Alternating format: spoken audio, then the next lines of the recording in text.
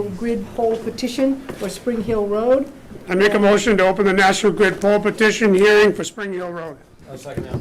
A motion made and seconded to open the public hearing for the National Grid poll petition for Spring Hill Road. Those in favor? Aye. Aye. Okay, where are you, National Grid? Right here. There you There we are, go. sir. They're There we here go. for you. Yes. Yeah, okay. I know that we have pretty much the paperwork has been done. Do you want to just talk a little bit about, or maybe people who are here from Spring Hill Road who have a question? Yeah, Dr. Allen? I have all this paperwork, which I just got this afternoon, by the way. Mm-hmm. A little more advanced would be nice.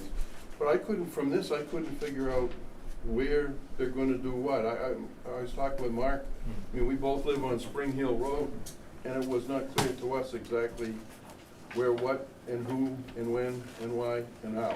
Okay, National Grid, there's a Good few job. questions for you. Would you Yeah. like to begin to walk us through where on Spring Hill Road and why and so forth?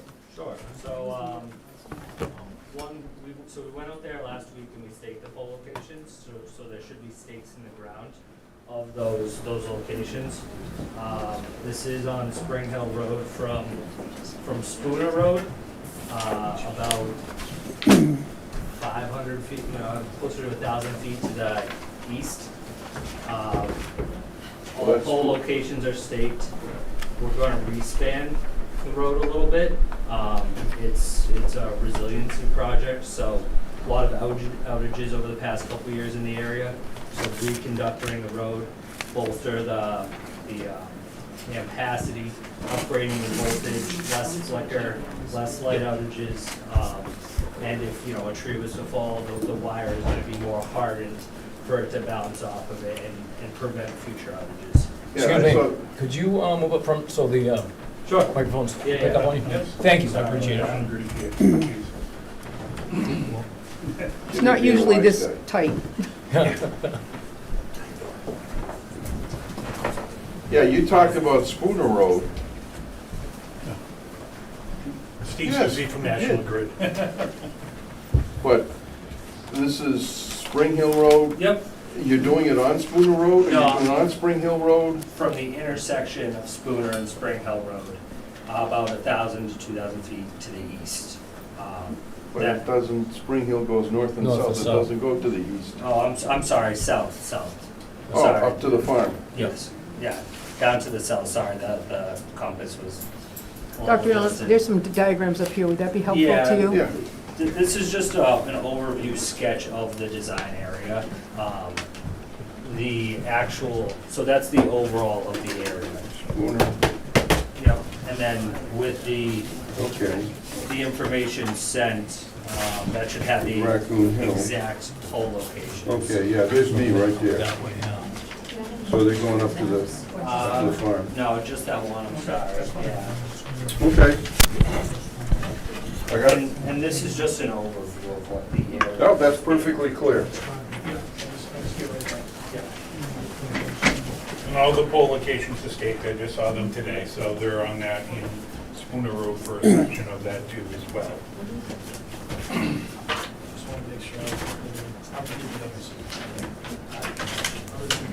Okay, yep. It looks good, I look at it. Okay.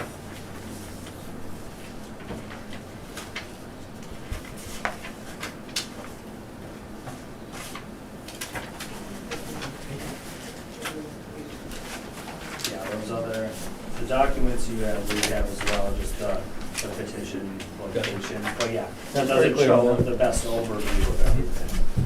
And Spooner Road is going to be replaced with one stub pole on Spooner Hill Road, which is also staked. Do you have any other questions from anyone in the audience regarding the poll petition for Spring Hill Road? Sir? Is there any connection with this project? Could you just stand, please, because it's really hard to Michael hear Wood. people. I'm president of Barre Sportsman's Club on Spring Hill Road. So we've been waiting anxiously for the, supposed to bring some cable down that road from the Hardwick area, I believe, or from the Peterson area.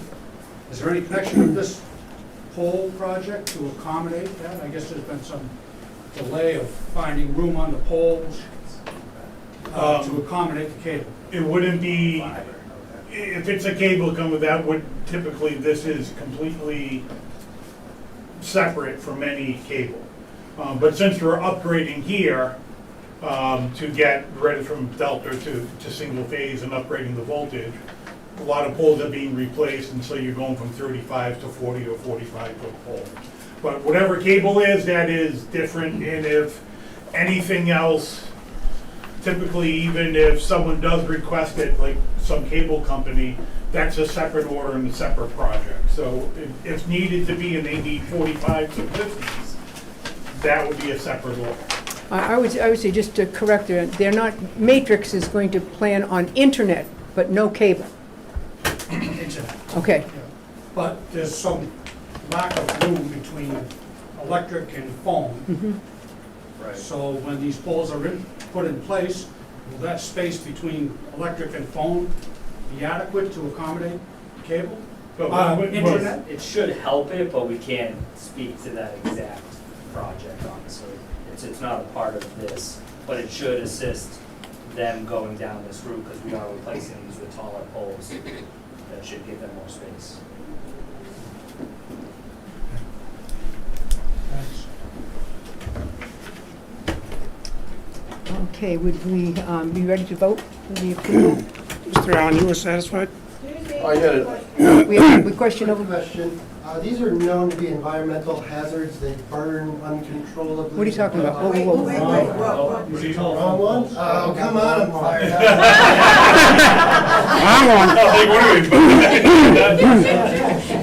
Mr. Allen's all set. All right, then, yeah, He's all I set. have another question, if that's okay. if it's pertinent to this, yes. Yes, Okay, I think so. okay. The previous one, you were gonna go in front of my house, which is between Raccoon Hill and Spooner Road. That was Verizon, I believe it was. That's not these guys? I don't know, I don't know what it was, no. Well, this has nothing to do with here, and I don't have knowledge of all the projects. No, that's okay. That I is didn't natural realize. I gas. just, I get the stuff and it's a hearing and it's polls. And so I thought, but I removed, withdrawn. Okay. And, Okay, I actually have a question. certainly. Are you removing the poles that you're not going to be using anymore, so we don't end up with a double pole issue that's going around the state? Verizon does that. We Okay. install them, we cut it Okay. down to the communication lines. Okay. And then Verizon, after any cable company removes it, Verizon then reattaches their lines to the new poles And and then removes they those. remove those, okay. And if Thank you. anything, they take care of double poles, so, Okay, you'd have to deal with Verizon, but that, we have no say over what they do. You as a town have a lot more say and a lot more options than we do. okay, thank you. Doesn't seem so at times, but we have a motion I'm ready. to approve? I make a motion to approve the Spring Hill National Grid pole petition project with the maps attached showing what they're gonna do on the maps, the pole locations. A second that. We have a motion made and seconded to approve the poll petition as presented. Those in favor? Aye. Aye, looks like a vote. Moving on to our second poll petition, National Grid poll petition for Spooner Road, which is immediately adjacent to the road we just talked about, Spring Hill Road. So, gentlemen? Yeah, it was we're replacing all the poles down to the Hardwick line, and so it's pole, I have to get here, pole 5. And they're just installing a stub pole because of the pole 6. Okay. 5, 6, and 7. Yeah, and both the anchor is staked on that. I'm sorry. That's you, good. No, Well, That's me. that's him. We got to shut it off. That's on my mouth, too. But it's our estate, and that's just for the angle. Yeah, Okay. support. Okay. Verizon. Does anyone have any other further questions regarding the Spooner Road poll petition request? This is the matrix system that we had participated in from coming out of Peter Sam some years ago. They're finally finishing up that, and at any rate, the poles all are important because of moving the matrix lines up there and so forth. So this is just finally accommodating all the things that National Grid is trying to do, the town was trying to do, and to get the opportunity for people to have internet up in that area. Well, this isn't really about internet. No, I know. It might be, this But- is yeah. to But we'd approved. upgrade Well, we have- from, That's why people are asking about, well, what about how come, because these are the same things we just approved before, because these people were here maybe 4 or 5 months ago. And because we were approving that Verizon could have access to these poles. well, Verizon and communications, that's a separate matter. Once you Right, put a yeah, pole we- in, no, we understand. they can do it, but this is to upgrade it to, Right, Yeah. 7.6 right, kV voltage. right, More reliability. okay.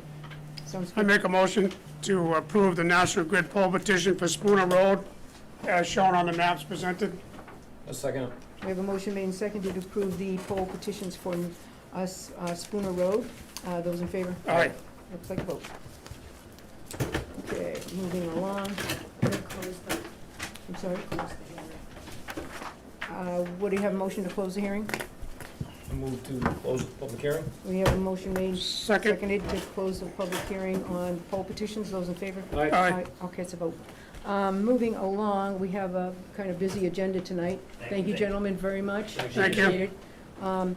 We do have couple important things to do, and would like to potentially make sure we get to the fact that we will be working to respond, and we need to do so in a timely fashion, to the Office of Inspector General regarding some changes in policy that we need to make. So probably after we do the Barre Liberty tree plaque, could we do that now? We will do a brief, we'll enter into not a hearing, but there'll be a joint DPW will be here, Selectboard will be here, so we will be in a joint meeting for a small amount of time as we walk through some responses to the requests made by the Inspector General's office. Sorry, I know it's a little confusing, but we'll try to get, as much time as possible to, I guess, the issue of the day, which is not the Liberty Tree, nor is it going to be the discussion of the Inspector General's issue. Dennis?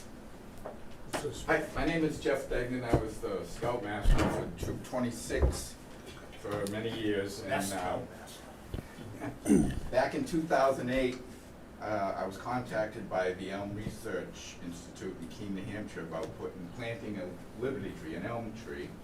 And we planted that on the Common in 2008 with the Boy Scouts and whatnot. They gave us this nice poem. It's been in the town hall. This is a bronze plaque. It was supposed to be put on a stone near the tree, and it sat in the town barn for A while. years, a while. I took it back because I didn't want it to get misplaced, Mhm. and I've had it in my barn, and then I'm kind of forgot about it. But what I'd like to do is see if the town would approve us putting that plaque near the tree, So- mounted in a stone. Do we have a motion to accept the tree plaque and to affix it to the appropriate area on the town common? Do we have a motion? Whereabouts, is there Where's the tree? the location? It's right in front of the old Barre Savings Bank. Okay. Do we have the stone? No, we'll get a stone and we'll mount this to it and put it near the base of the tree, but far enough away so if the tree gets bigger, it's like, flip it over. Right? So, and this hangs in the back of the room over there. Would I move to approve the That's it. Liberty Tree Memorial installation as Presented. presented? Sure, I'll second the motion. I have a motion made and seconded to approve the placement of the Liberty Tree plaque. We thank you, Mr. Degnan. It's been a long time since you and I sat this close together, which was in his chemistry class. He probably doesn't want to admit that, but I do remember. At any rate, we have a motion made and seconded. All in favor? Aye. Aye. Thanks again very much. Thank you. Thank you, as always, Dennis. You are always in charge of what's happening on the common. Okay, we will, if we might, open a joint meeting between the DPW and also the Select Board in order to just run through the recommendations from the Office of Inspector General and our responses to those particular agendas. Mr. Chase, as Chairman of the DPW Commission, do you have a quorum? Okay, we do have a quorum for the DPW individuals who are here. Thank you all for your attendance this evening. We have a quorum of the Select Board, so we are, would you open your meeting, Mr. Chase? Okay, so our DPW meeting of September 2nd, 2025, what time is it? 5:15. On our agenda is to respond to the Investigator General report dated July 29th, 2025, and vote to approve and send documents to the Office of Inspector General and that the subcommittee has put together. Okay, you have the reason for being here. We have obviously a selectmen's quorum, and without further ado, we will have at least a basic response to the Inspector General's requests of us. Basically, I will just read the recommendations from the Inspector General's office as to what we were charged to do, and that would be within 30 days. And it has been 30 days, but we have already communicated with the Inspector General's office as we were required to on the 28th of August. And based on their investigative findings, the Office of the Inspector General recommended the town and the town's DPW Commission take the following actions. 1, to execute a memorandum of understanding, MOU, with the DPW Commission, recognizing that the town time reporting policies apply to employees of the DPW Commission. The DPW Commission should review and approve the DPW employees' time cards consistent with town policies. Okay, basically, that has been prepared and that has gone to the state. And that is a significant issue of concern with the Department of, or the Inspector General's office, and we have complied. We ensure that all DPW employees' time cards accurately reflect their start and end times, ensure that leave time is properly documented. To formalize a policy regarding out-of-office working hours, including a requirement that all town employees, including DPW employees, document tasks completed during out-of-office working hours. To enact written policies regarding positions that have 24/7 responsibilities, including provisions related to expected work hours, documenting schedules and approving schedule changes. To discontinue at this time the use of comp time until the town enacts policies concerning its approval, use, and tracking as other time balances are tracked. Implement controls so that the town does not process for payment any time that is not properly recorded and approved by a supervisor with knowledge of its accuracy. Adopt a town policy that forbids town employees from supervising and approving the work of time or work time of family members. Ensure that the DPW and its employees comply with all town policies and procedures enacted by the Select Board and the town administrator. To require all town employees, including the DPW employees and commissioners, to disclose all outside employment and activity to the town. Review outside employment and activities to ensure that they do not conflict with the employee's duties or state ethics laws. Finally, to ensure that all town employees, including DPW employees and commissioners, take annual ethics training and comply with state ethics laws. Basically, in response to that, we have provided the MOU that was requested. We have now a personnel policy titled Process of Controls for Work Time Reporting and Employee Compensation, which is a 3-page document indicating the scope, the controls, timely submission of time cards, the approval of supervisors who must sign, when they must sign, and so on and so forth, and enforcement. These have been reviewed by the DPW Commission and obviously by the Board of Selectmen. We have a policy now on the supervision and our approval of family member work hours that would be effective at the vote of the Commission and the Select Board this evening, which includes people not only being trained in how to do this, but they would have to follow specific procedures to actually say, I'm working at home today. Okay, it's not just call up and say you're working at home, or tell us 2 days from now, hey, I worked from home. So that's important. So out of office working hours, again, verified so forth. Then, outside employment and conflict of interest disclosure law. For example, if I worked for a sand company that could produce sand to put on the roads so I would have to disclose that and say, this, I could have benefit from being a select board member and also owning this pit that gave sand or sold sand. I don't, but at any rate, I would have to disclose that, and we would go through a very serious process of ensuring that outside employment and conflict of interest disclosure laws are followed, so that we would have to disclose such things. Also, a policy on compliance with state and local mandates. State and local mandates, there's a whole group of ethics policies that we have training on and that we actually go online and do for the state to indicate that we understand when there's a conflict of interest and what we can and can't do. So at any rate, that is something that is already a part of the state's requirement, but obviously as a local community, we would work hard to ensure compliance with that online training. In addition to that, an acknowledgement of the policy of compliance with local and state mandates. In other words, we would ensure that all employees were trained in the new policies, and that then they would file this with us on an annual basis. I understand what I'm supposed to do, and I am going to be doing it. Okay, and then that is just what we have to do for the first 30 days. Understanding that the vote this evening will authorize those of us who have the responsibility for implementing policies that we would have the, shall we say, the authority to act. Without this vote by the commission and by the Board of Selectmen, not I as an individual nor the town administrator could act to ensure that these policies were followed. We also have another set of things that we have to do for the 60 days, and then beyond the 60 days, things that we have to bring into compliance so that the Office of the Inspector General is feeling good about the town of Barre and our ability to make certain people are held and are accountable, and that we don't have people within the same family, doing anything that would, in other words, I'm not hiring my daughter to do something, basically.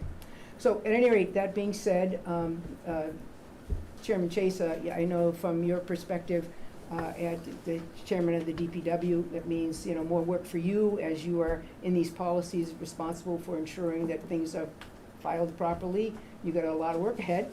And I know you've been working already with the new DPW person to make certain that we are doing time cards properly and that they are signed off appropriately. I know that we have work to do. We certainly stand prepared to do that work. And I know that you, Glenn, and Kathy were working with us on this, and will continue the work that we have to do in the months to come. Anyone with a further comment, question? Well, I personally thank everyone, not only in the board, but on the commission for their help in this effort. This does not mean, because we vote this tonight, that the Office of Inspector General will not come back to us and say, we want to tighten up this policy. Tighten it up, do this, do this, do this. I should say the subcommittee requested that we file this with them like a week or two early and say, then go over it, and if you don't think it's tight enough or what exactly you want, so we could make adjustments before we vote it. They said, no thanks, but no thanks. We proceeded. They will be reviewing these documents. They've had them for a bit now. And they may find this very appropriate. They may think it needs to be tightened up. They may say it's too aggressive. So we'll wait and see. But it is our obligation this evening to take a vote, to accept these documents, and to execute these policies effective with the Office of Inspector General's response to us, which would say these are appropriate, move forward. I would entertain a motion. Yes? If the Inspector General says everything's okay, will you publish it in the Barre Gazette? Absolutely we will. Absolutely we will. I mean, this will be on our government, okay? If you'd like to download it after the meeting, My Town Government, you'll be able to, but understanding that our approval is a piece of the action, and obviously it may end up being tightened up, it may end up being approved as is, and so we will know more about that, I would say, probably within the next week to 10 days. Would your commission like to take a vote or have discussion or make a motion? I think we can entertain the motion to move forward with your report. We have a motion, do we have a second from the commission? We have a motion and a second from the commission. Further deliberation, discussion? Those in favor? Aye. We're just doing the commission, and then we'll take a vote on the select board? We are part of the commission. Yeah, well, that's true. We are, Yeah, the three of us are part of the commission as well as the select board. So as a select board, we need to have a formal motion to accept the introductory response documents that were presented to the Office of the Inspector General. second, We have a motion made and seconded. Those in favor? I guess I made my own you motion. did. Okay. All good. Okay, it's all good? Yeah. Well, thank you. Do we vote? Yeah, Aye. I, Aye. okay, I thought we voted. Okay, moving right along. So who made the motion? Dr. I Marshall. made the motion. She did such a good job, why repeat it? Well, the gift of gab is mine, I admit. Rich. There's some signature pages here. Yes, yes. It's like you need two signatures, one from myself and one from the vice chair, which is Glenn. Yes, and we You need that those, signed tonight? we need that on the memorandum of understanding. Well, we need them, we don't need them tonight, but if you wanted to do them tonight, that's fine. That'll save us a little time. That's the memorandum of understanding between the board and DPW. No, I got But please feel free to go on My Government. These documents are there for your review.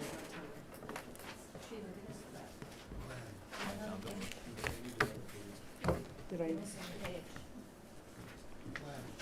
sure? The piece that they signed is up there. Let's turn it over.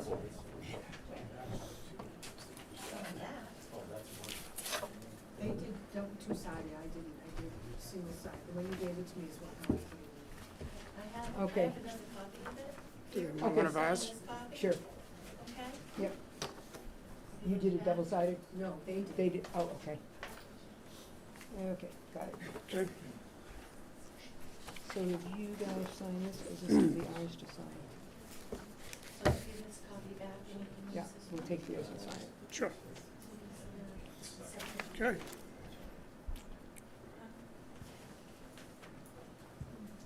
I thank the DPW Commission for their work on this over the last 3 weeks. It's not like we whipped this up tonight, so. True. The implementation phase will be the thing that'll take us a lot, time to do well. You can adjourn when you're ready. Entertain a motion to adjourn that portion of the joint meeting. All those in favor? All right. Aye. Opposed? Abstentions? Thank you so much. What else is going on tonight? What else? I think we're gonna talk about batteries, but I could be wrong. Yeah.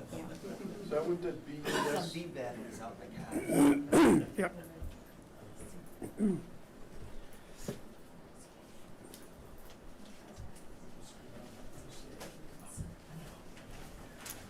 To our,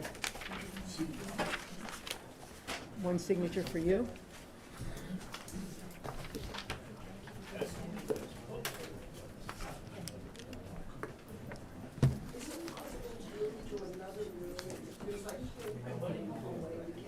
My problem is, the only place we have a bigger room, okay, is probably up on the 3rd floor and probably not set up for any kind of a meeting.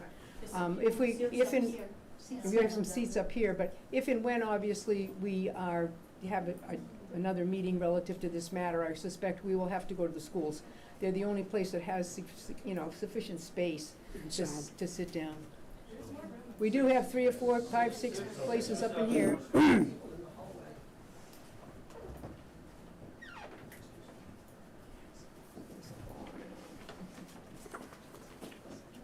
Okay, so, Meeting minutes? yeah, we could get rid of, we can get just one.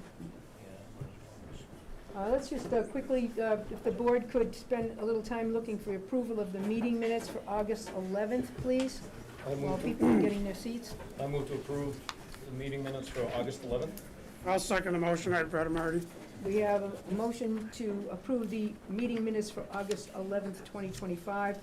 with those ready for public release. Those in favor? Aye. Aye. Okay. Moving along, I guess we will go to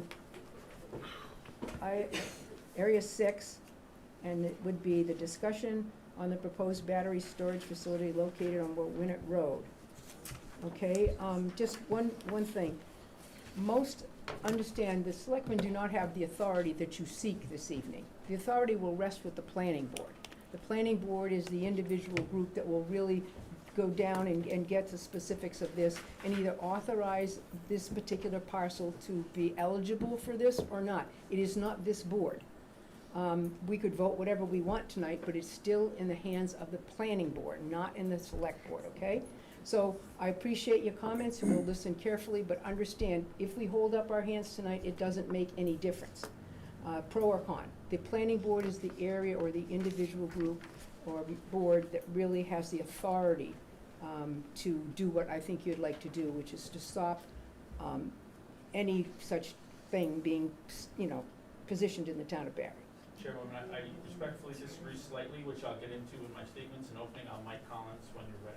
For the vast majority, I agree, but there's one piece in particular that the select board actually has control over that we want to make sure you're aware of. Okay, that sounds wonderful, Mr. Collins, and you just insulted me, but I'm gonna call on you first anyway. I apologize. Not at all. Go ahead. All right, folks, I'm Mike Collins. I'll try to be as loud. One simple question, when is the next planning board meeting? 60. The 16th, 7 o'clock. Mr. Collins. I'll try to be as loud as I can for those in the room. I'm here simply tonight. I am not an abutter to this, but I am a citizen of the town, and I have some concerns. I am also one of 120 folks who have signed a letter because of the speed by which we wanted to get the letter to your attention. It's only that many. We already have more, and if we need more, we'll be happy to present as such. We are here today for awareness because, again, on August 5th, the Rakawa, who is the person who owns the property, the LLC that owns the property, came into the planning board meeting, only notified abutters, and then the lawyer for that representation told folks, hey, this is actually going to be a battery facility. Audible gasp in the room. The point is, not everybody's on Facebook, not everybody knows what's going on. We want the town to be aware, hence the signs that are out there. So this really is an awareness item. I am not asking the board specifically for anything today, but I have a couple personal suggestions, and then the letter that you all have received along with copy. So for those that are not aware of the letter, I'm basically going to read that, and as soon as I get to my 3 comments very quickly, so I can keep us all moving, because I'm sure many folks have comments in general for the board to hear if they desire. My personal request to the board is that you exercise your right of first refusal on these 3 parcels per law 61A, because of the fact that this will be a change of use for that zoning. My second request is just continued financial support. Thank you for your last meeting where you authorized the hours for the planning board to get their lawyer to further just research the parcel and the activity for that subdivision that was applied for. And then my third personal request is that the planning board draft a zoning bylaw by the best of their ability with council to protect the town's aquifers and conservation land for future best applications that could be applied for. So it's really a 2-prong item here. It's the current application that's in play, and then we need to make sure, again, for those of us that want to protect our conservation and the environment, that it's we have all of our requests met in a bylaw, because the town currently does not have a specific battery bylaw. So it's not just the current applicant, it's also any future applicants that may come to the town. So with that, those are my personal requests of the board. This is a letter now that was sent on August 24th that the board has been aware. It's been CC'd in several places just for awareness for others regarding the fire department, conservation, right? It's gone up to our senator, our congressman. So just so you're all aware, there's a couple of copies in the room, and I'll be happy to provide. There's also the ability to put up your name and email address if you're interested to learn and keep connected. Thank you, sir. Good night. Dear members of the Select Board and Planning Board, we are writing this express deep concern regarding the Wauwinet Estates LLC proposal, which recently appeared in the Planning Board. Again, that was August 5th, not part of the letter, but I'm providing the date. on agenda as the 140-acre subdivision on Wauwinet Road. While the project was framed as a subdivision, the attorney representing Rotakawa revealed that the plan is for a battery energy storage system, that is the BESS facility. This proposal arrives at a time when the town is facing several financial crises following a failed Proposition 2.5 override and a recent $170,000 bill from KP Law and an investigator. The town is struggling to maintain essential services. The Rotakawa Estates LLC project will undoubtedly require a legal review and representation, which will generate additional costs we cannot afford. The Select Board has already expressed concern about incurring further legal expenses, and this project could impose a financial burden that Barre is simply unable to bear. In addition to the financial strain, the proposed site lies within a critical aquifer protection zone. Barre recently lost Town Well Number 1, which has been listed as inoperable by the Massachusetts Department of Environmental Protection due to years of noncompliance. We now face the significant expense of drilling a new well into the same dwindling watershed, the Mass DEP W1850 Prince River Aquifer, which we share with Templeton, Mass. This aquifer is already under stress, with watering bans in effect from May to October and DEP guidelines limiting safe draw levels.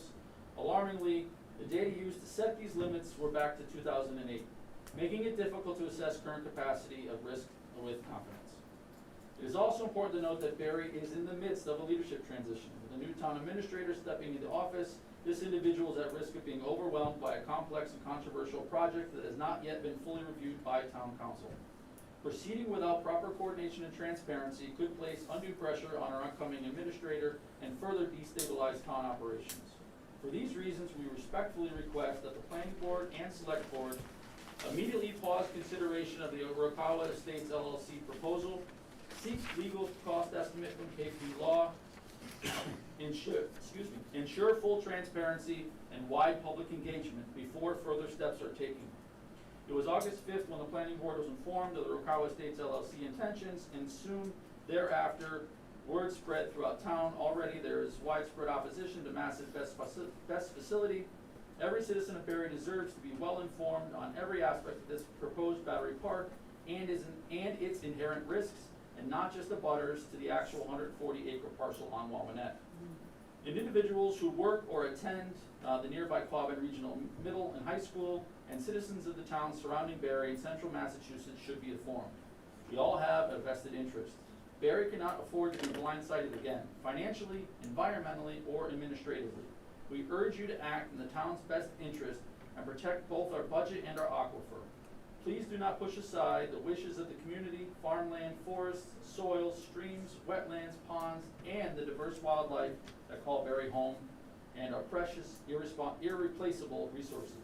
We as residents, you as elected officials, are honor-bound to be stewards of those resources. Sincerely, concerned citizens of Barre, with all of our signatures attached and the CC list of where this was sent.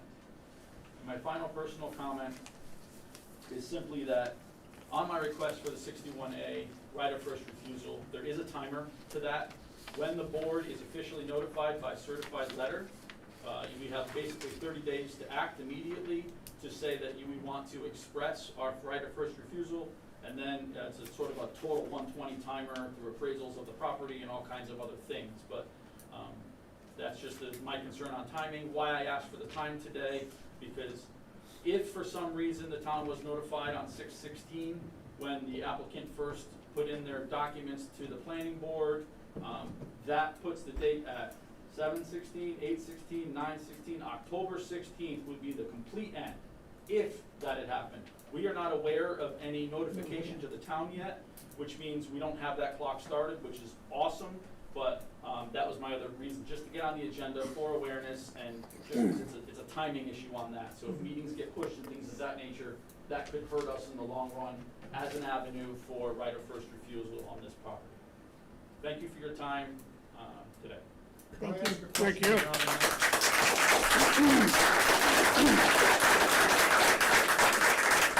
Is this purchase and sale of that property, or a lease? This is currently set up as a lease according to and I have the deeds here for the last two record, 2020 and 23 and 20 and 24. That property was leased and released to different environmental companies. Hmm. I do not have on record at the Worcester deeds that I've seen any additional lease documentation.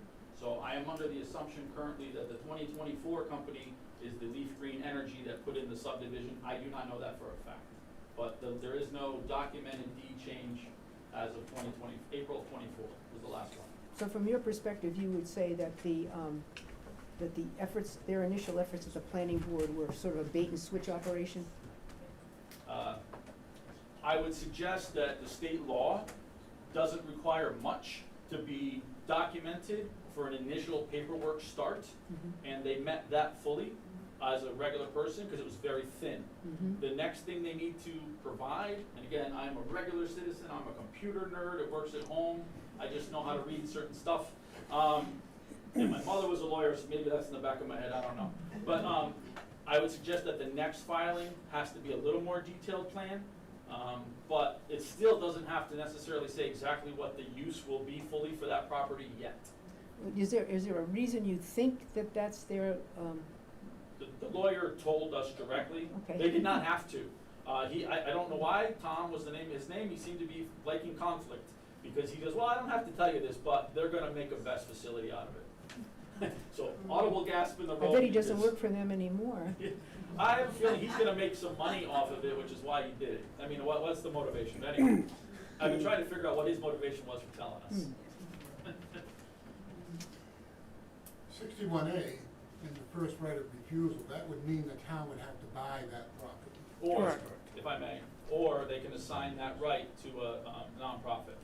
Land trust. Land trust, like the Quabbin Land Trust is a great example. In regards to that, I think that's only comes into play if there's a sale of property. Change Hang of on, use. hang on, if there's a change of use, and it comes out of 61 or 61A, then there's a, It's gonna be in 61. assessment isn't of it? back It's in tax. 61. As well. Back taxes as Can well change as. the use. I'm not advocating for. I understand, no, don't get me you're wrong. just being clear on the. But if there was sale of the property, then the town would have the right to exercise it. Right. If they just change the use, the town is able to tax them as a penalty going back. So I'd ask we talk to council on the clarity. I'm understanding that the right of first refusal is triggered by either the lease or by a sale. But again, I'm literally I'm not reading a lawyer section either. 13. The lease will trigger it. Definitely. That was my property. I just, I know in the past you've said you were in Boston a lot. I think our best bet, to not be trying to come up with a fortune, is to speak to our legislators. Obviously, it's well known, lithium batteries are highly volatile.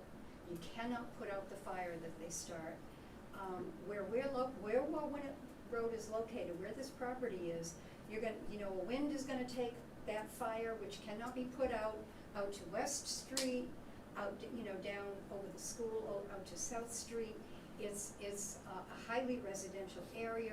He talked about the aquifer, which would affect all of our wells, all of our, drinking water. And it's just the real danger of a wildfire that cannot be put out. One battery is bad enough, but if you've got a storage facility, they're all going to be ignited. And so this is not just a Wauwinet Rd concern, this is a Barre town concern, because a fire would be putting out toxic fumes, which would be all over the place. So it's a very dangerous situation. These storage places need to be in the middle of the desert, where there, no people involved. It's just something that I feel is really important, and whatever the select board could do, any influence, anyone they know that could help legally with things, within the state with those, would certainly be appreciated, because this is, we're not on good financial standing, and this, Mr. Hoffman, however you say that, has got a lot more money than we do. That wouldn't be hard. No, it wouldn't, but he's got a lot more. Is there somebody here from the fire department that could speak about this? He's not, There's nothing. Yeah, I'm not. I can't put out. No, but there's nobody here from the fire department who could I don't think explain there's more any detail. question as to this. Yeah, we know the hazard and the difficulty of controlling those fire sand. Very difficult. And our Barre Fire Department at this time, presently, isn't equipped at this time.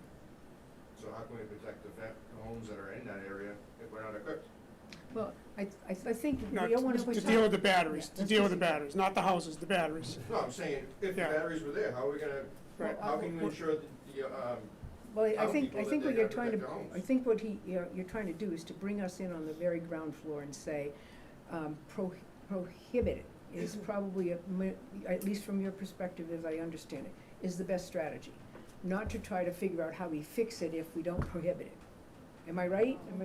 Is that sort of where we are? Okay. How is the planning board leaning at this point? I have no idea, I haven't spoken to them.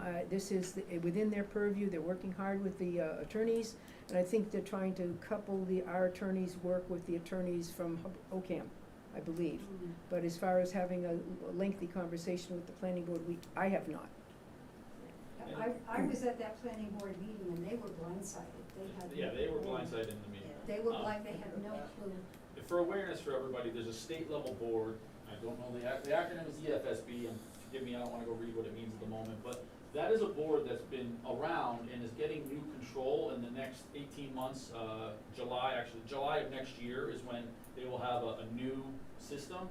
But what it's there for is to override towns. So with the best bylaw, so everybody's very aware, with the best bylaw in place, and whatever we can do, we can say no, as long as the developer goes through all of the proper steps required, dozens of surveys, all of these things, they have to just bring the no from the town, the no from wherever, it's a bad environmental, and they have to just bring it to the board, and the board can override every one of those negative decisions at the local level if it's over 100 megawatts. If it's under 100 megawatts, then the town has more control.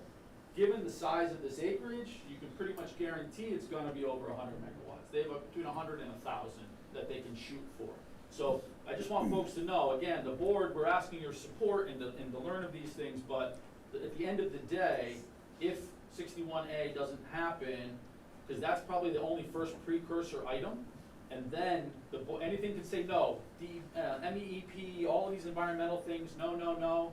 The EFSB at the state level can vote, yes, this needs to happen in Barre at this location, and we have no say. So this is why it's important that we are just starting these conversations now. We rally the full town to understand. OCAM has been in this fight for 2 years now, and so it's now on our doorstep. How's it going for them? For what I can share publicly, that I saw in the paper, or I saw an email recently, I saw Facebook, that's what it was. Oh, A okay. Facebook post that the EFSB is meeting with their selectmen next month. But not positive for them not to have the battery facility is what I would say. Okay. The town of Carver had this problem.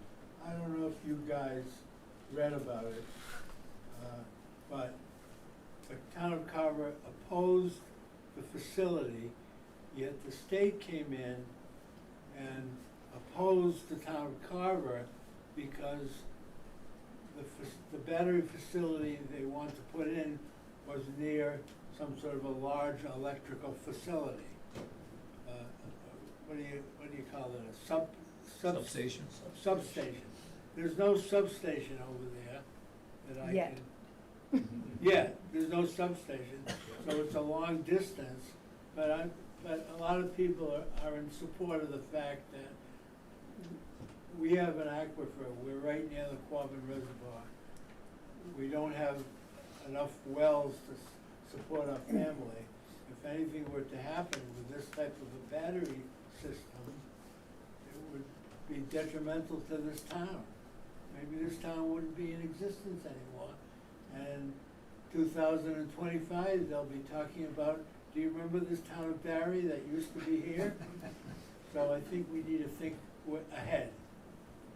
Anyway, please understand, there's nothing we can do tonight, okay? Right, no, we just. Okay, and we appreciate you obviously coming forward and giving us some substantial information.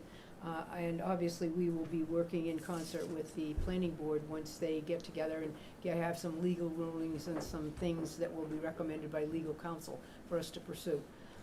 I certainly can't speak for the town and say everybody in the whole town is against this. I can't say that. I can certainly understand that there are significant issues of concern that we would have to consider before it was even kind of floated in our minds for a moment. Sir? So we might not have anything for the planning board, but we can also put into building code right now, before they even get to that point. We can make building codes to force them to have to spend so much money that it wouldn't be substantial for them to have this. By doing fire protection, making sure that they bring in sprinkler systems. I mean, there is one pond on Wauwinet. Okay, that pond's gonna put out maybe 2 houses. That pond's not very deep, it's 2.5 feet deep. It's not even waist deep. Well, I mean, again, this is something our attorneys would be having conversation with, but you bring up a good point, and one that I'm sure the individuals, because we're trying to coordinate a little bit with OCAM, so we don't run over some of all the work that their lawyer already did, if our lawyer can pick, you know what I'm saying? So, money, time. So if there is a way to work through our building code, I'm certainly sure that will be brought to our attention. Doesn't matter, so I think what Mike was trying to say also, which I kind of made mention to at the planning board meeting before, with the select board, there is a way to, it seems to be that there is a way to circumvent getting into a legal battle like OCAM has, and expending money that we don't have by the town, if possible, exercising its right to purchase or its assignee's right to purchase the land to keep it in conservatorship. Then you don't have a legal battle, because the land will have been transferred.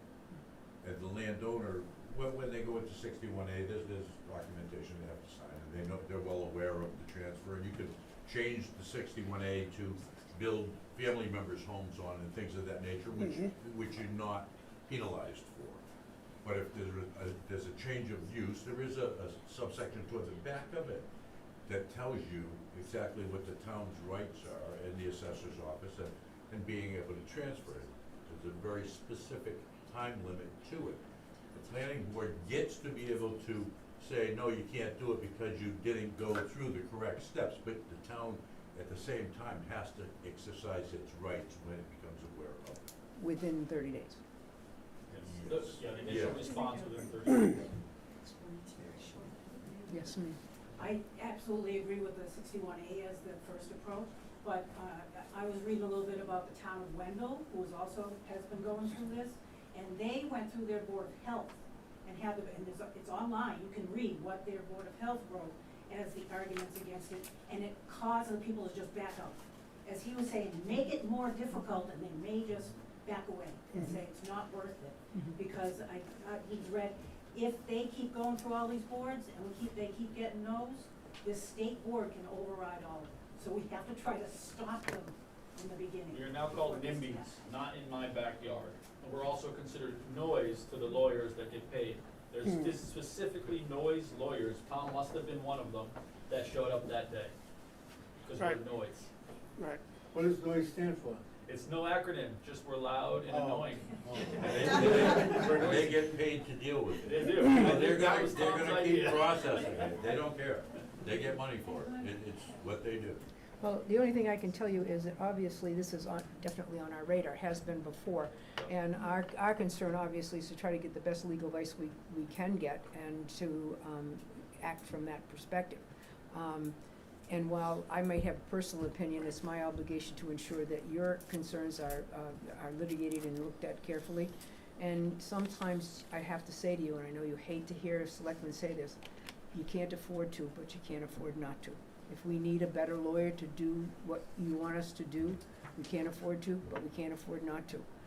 So just to let you know, if you hear that the planning board and whatever, that we're saying KP Law isn't gonna do it for us, we need this attorney from East Cupcake, and it's gonna cost a little more, we may have to make that consideration. So please understand that fighting a situation is always entertaining for some to watch, but it is also something that you can't do with one hand tied behind your back.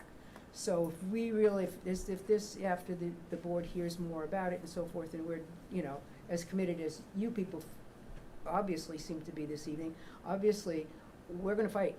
And and we can't sit back and say, you know, but they don't want us to spend any money for the lawyer. We may have to, but we obviously should do everything we can to get it in the most cost-effective manner. But I'll tell you, there are attorneys and there are attorneys. And, you know, when you say to me, if it was my daughter in her life, I would pick a whole different attorney than if it was whether or not I got to, I don't know, keep a quarter of an acre of my property. So just to, you have to be fair and understand that as we begin to look at this and whatever ways we can potentially address the situation and take in consideration the health and safety of everybody who lives in the town in its future. You know, I spent an hour on Zoom today with the what they call the Quabbin people, and that is to try to get more money in pilot, which is payment in lieu of taxes, for all the land that we have as a watershed in our community. Of course, I doubt we'll ever get it, but you know, we continue to work at it and try. Senator Comerford is a senator who's very involved in that. Obviously, you know, we have our own senator and our own representative, and you know, we'll continue to work with them. Ultimately, people like them also get pressure from the other side, just to let you know. Not that they're going to bend to that pressure, but they will be, you know, courted by others. So we'll do the best we can, and we encourage you to come back after you've met with the planning board. I would suspect that there will be opportunities for us to be in, you know, concert with the planning board and have meetings together. But ultimately, the planning board can make a decision with or without our approval. Please understand that. Not that I think they're going to make a crazy one. I just think you have to understand they are a board that's elected to do certain things, and they have the power and authority to do that. We can intrude a little. You're making me feel, but Wasn't the planning board meeting for tonight at 7 that got canceled? I don't know about the planning board's meeting. Yes, it was canceled. Yeah. Maybe because we pushed in here with our meeting. I don't know. If I can remember correctly, the planning board is in opposition of this process. But they don't have a battery bylaw in force right now. If anyone watches the last select meeting, whatever the date was, Floyd asked for the money. Again, the board was very supportive, and Floyd seemed to be very supportive of all of us in the way he was speaking about needing the money to make sure that the town does the right decision making. So I feel confident that they are in support, but officially, of course, not. They're checking with the council. I feel that, you know, obviously, I assume, is there anyone in opposition to the way in which this has been presented? Should I assume that there's some people out there who want us to go full forward with BSS? No. Okay.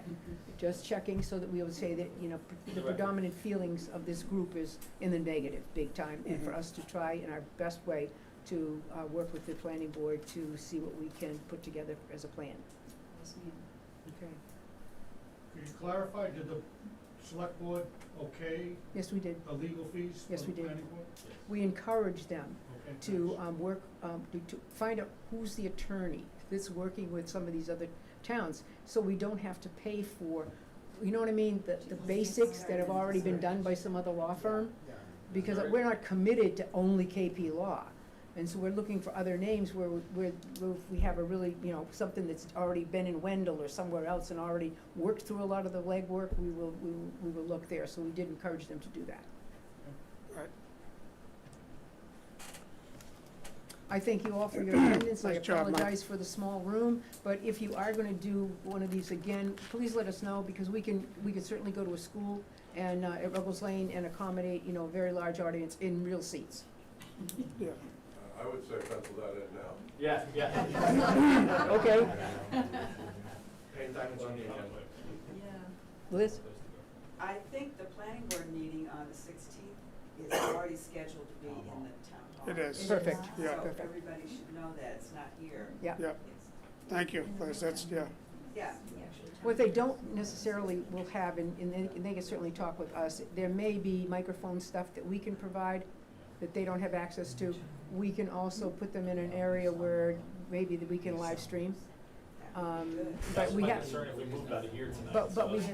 but we have to have, and say, oh, by the way, fix this, we can't. But we certainly can get access to the equipment to get, available to the community on, on live stream.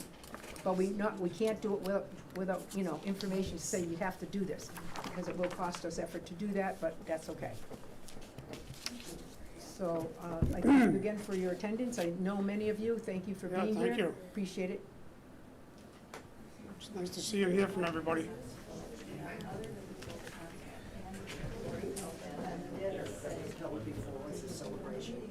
That would be, that dinner that was for the senior center, the tea. Oh, yeah? Was it good?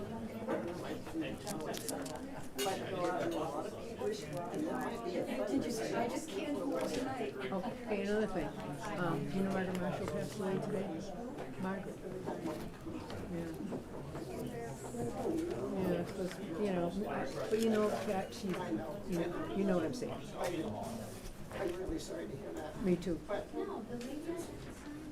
way to make a little money. Okay. Good news. Okay. Yeah.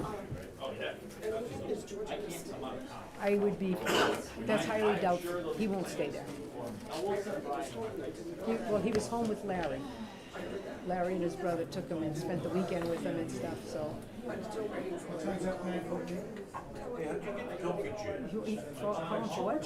know how you got it, I know. You just slid right in there, Sam. Well, he goes up there all the time. They'll tell him to do that. I'll call you. Can I take a piece on your way? Thanks. Thanks. Okay, moving on. All right, ready? Okay, Glad we have a good eye. if we can get started, please. Let's get back on track. Thank you so much. I think we're ready to hear from our brand-new town administrator. We do have an item on the agenda called Town Administrator Report.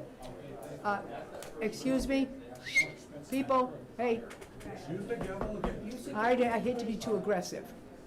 You're so good at it. They told me I'm really even better than good at it, but maybe I don't want to do it though, right? Okay, moving forward, Town Administrator. I have no report for this meeting.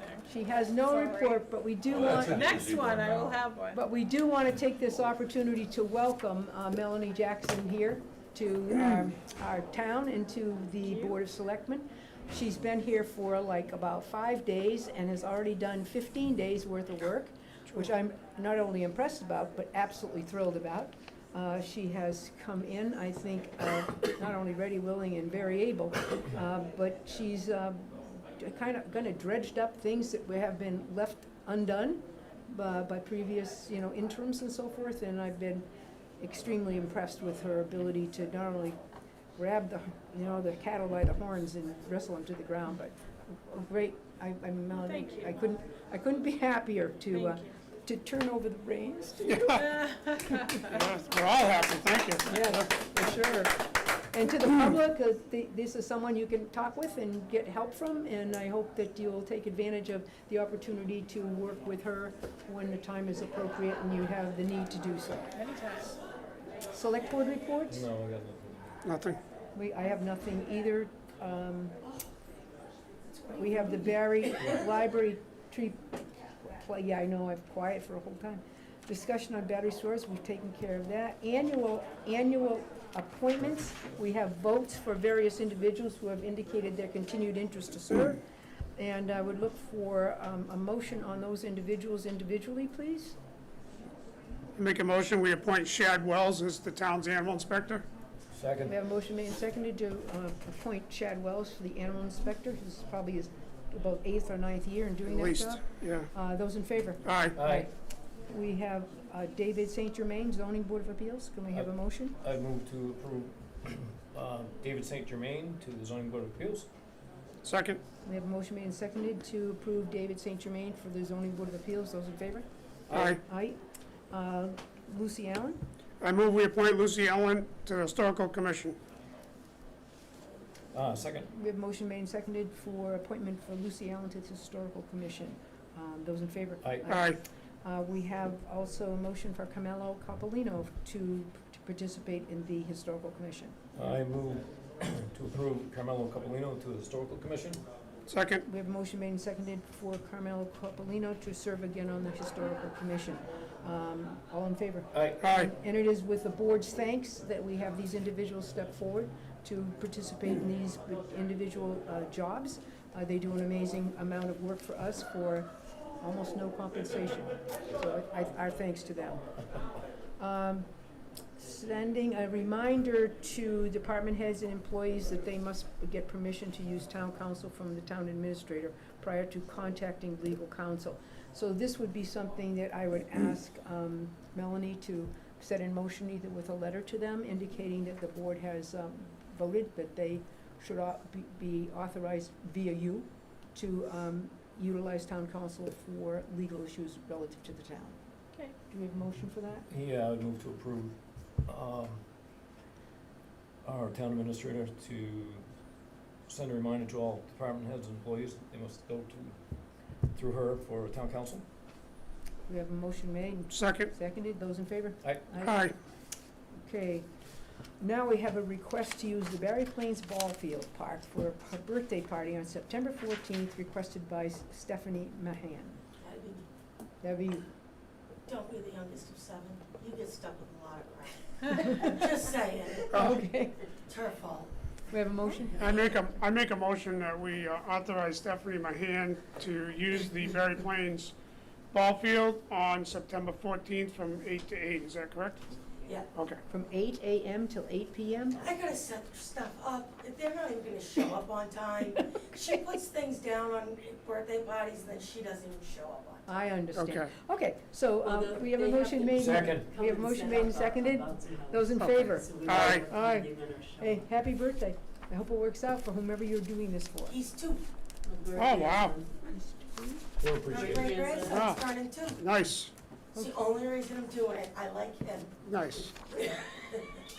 Okay, we do have the review of documents prepared by the response to Inspector General. We've approved those documents for. Yep. Then review amended ambulance agreement to provide ambulance service to the town of Hardwick with a possible vote. Richard, this is your thing. Yep. So, previous discussions with the board, we discussed that the $40,000 a year was not enough to cover the cost to provide an ambulance to the town of Hardwick 24/7. I did meet with the fire chief, James DiVigilio, and asked him to develop what the price was for a full-time paramedic, which I think is more fairer, and that's $74,407.20. And then I got the benefits for health, dental, et cetera, and that's $9,500 on average for an annual cost for an employee in the town of Barre. So the total for a full-time paramedic with benefits is $83,907.20. I know that's a significant number, but operating an ambulance and providing an ambulance to another community 24/7 is also a significant number to the town of Barre.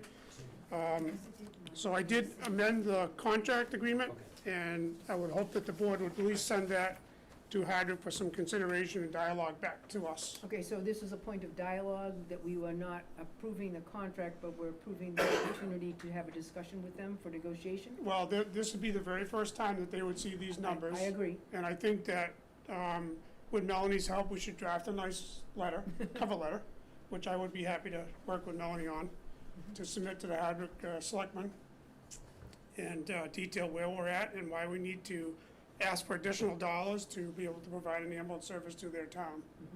I think it's important that we do give the opportunity for them to participate in a negotiation for this.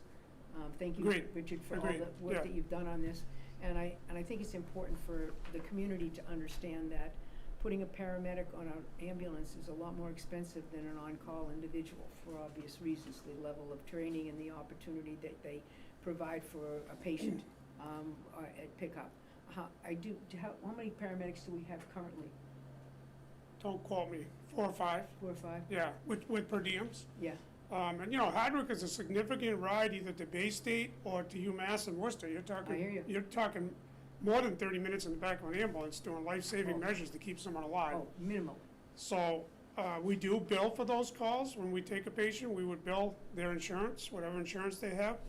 But again, if they're on Medicaid or Medicare, if we have, I'll just give you an ALS call example, like $1,800, $2,000 for the care that we provide that patient, we may only collect $300.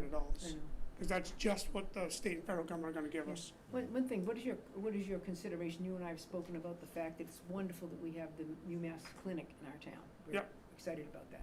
However, they do use our ambulance quite a bit. A lot, yeah.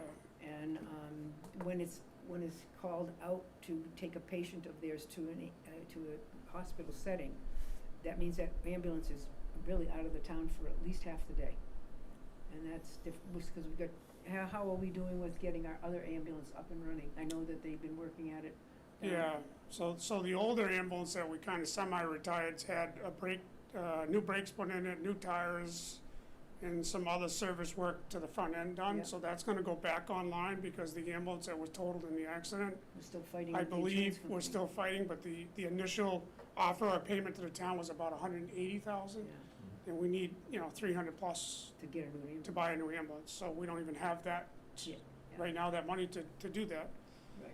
So we need to get the other older ambulance back online. Good thing we had it in mothballs and we could do some maintenance work too and get it back on the road because we've been borrowing Rutland and Gardner. And thank you to those Yes, two departments that absolutely. could supply a spare ambulance between the two towns and communities. Thank you for your work on that, So, Richard. listen, this is a hefty lift for Hardwick. They've It's a already hefty- gone through annual town meeting. They would have to go to a special town meeting, I presume, to appropriate funds, but we at least need to start the dialogue. Well, they've appropriated at least 40,000 because they thought the original bill was yep. going to be, but I understand that I think one of the interims gave them the wrong contract at 35, but they understood it should have been 40. Right.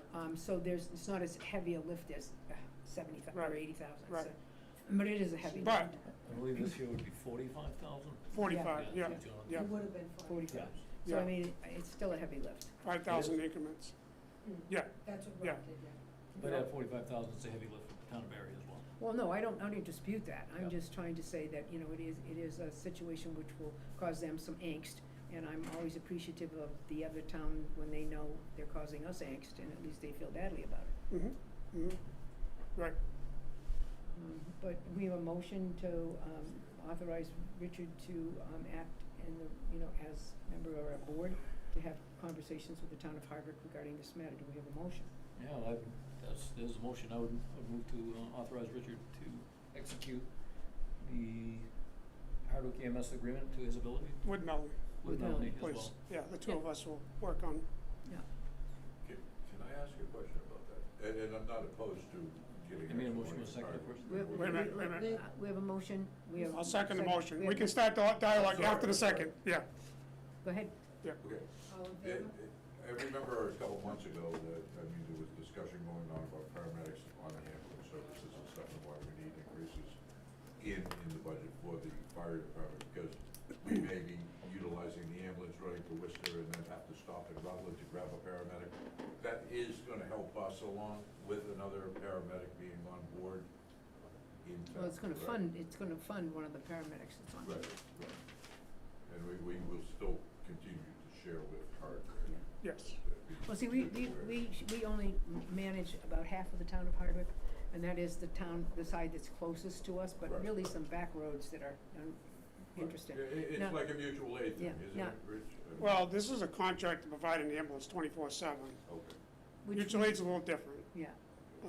This is a real agreement that we're gonna show up if you call 911 with an ambulance. So then we go to Hardwick and we take care of the patient, we transfer them to the hospital, and then you or a loved one in your house has an incident, you need an ambulance, we're in Hardwick. Right. So it's gotta be more palatable for Barry, because now you gotta wait for Rutland or Hubbardston to come, which we have an agreement with to provide a backup ambulance to us, so it's a trickle-down effect. And the cost, like the wear and tear of our ambulances over the dirt roads, the back roads, the distances to the hospitals, like we're just beating our trucks up. Oh, I agree with you 100%. So we need to be a little bit more cognizant of what it's costing us to provide an ambulance to the town of Hardwick 24/7. It's not like this mutual aid spare of the moment, like I need 2 ambulances because I got 6 patients and I can only transport 2 at a time, the type of thing, that's mutual aid. So this is a real agreement, like 24/7, hey, we're gonna give you an ambulance. Which is very nice for them, quite frankly. It is, and they gave up their ambulance service many years ago. Many years ago. Again, couldn't get volunteers. Our ambulance service was started in 1970 and ran for 43 years before it was passed on to the fire department. It was all volunteers. The town Barre volunteer EMTs, they had to do fund drives, they bought their own ambulances, they supplied their own trucks for 40-something years. Very successful, very hardworking people.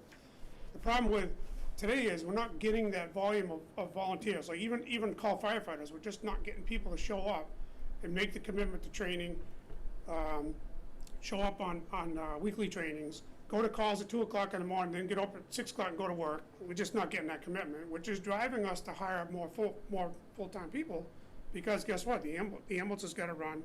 Fire truck's got to go out the door because my house is on fire. So it's society today. Like, we have to hire more full-time people because you're not getting the volunteerism. True enough. And not only that, the local hospitals are closing down. We have to drive further to get Yeah, into true. where they want to go. Just lost, Ware closed, 2 years ago? Yeah. The little emergency room in Ware. And they've already, am I correct in thinking that James put the pen to the paper on what it would be to start an ambulance? What was that number? 700,000. 700,000. Yeah. And that's probably on the low side, because you gotta buy the truck, and you know what the truck costs. So 40 grand. And you gotta equip the truck. On the low side, Okay, so Oh, we have. no, I agree. 40,000 or 45 is not enough to pay for a paramedic or ambulance service. Even the wheels, keeping the wheels rolling. So we have a motion made and seconded. Those in favor? Aye. Okay. Those in favor? Yep. Hanging out there. Thank you. I believe we have covered the We'll get business together. of Some the point. day. Yep. And I would look for a motion to adjourn, please. I move to adjourn. We have a motion. I'll to second adjourn. it. We have a motion made and seconded to adjourn. Those in favor? Aye. Aye. Okay. Wow, we did